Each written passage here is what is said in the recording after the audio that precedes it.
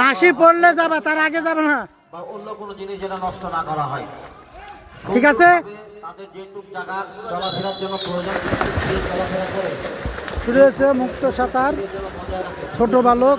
আমরা আবারও এই পুকুরটি সাঁতারের জন্য তাদের নিকট আমরা আবেদন করতে পারি এবং ব্যবহার করতে পারি। আমি আবারও কৃতজ্ঞতা প্রকাশ করছি জেলা পরিষদের সম্মানিত কর্তৃপক্ষ সংস্থাগুলির নিকট, যারা আজকে আমাদের এই সুযোগ করে দিয়েছেন।